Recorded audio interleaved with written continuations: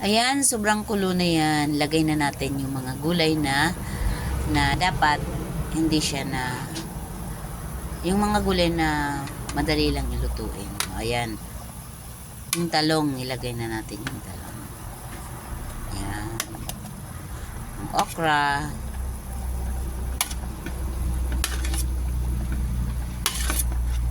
Ayan. Tapos yan, na radish. Ay, radish. Tapos na pala. Yung cabbage. Ayan.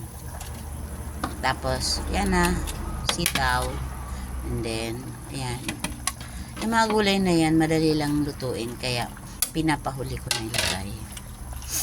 Ayan, ang daming gulay. Ang sarap. Pakuluan pa natin ng konti.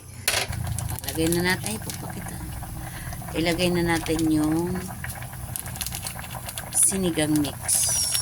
Ayan.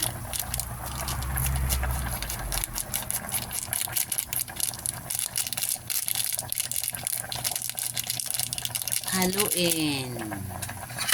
Halo-halo lang. Para humalo talaga.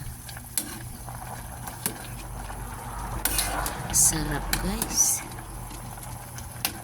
Takpan na pa natin ng 5 minutes. O, lasahan na natin.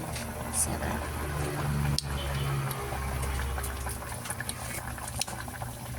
Sarap talaga. Nakakakilig. Pampakilig to ah.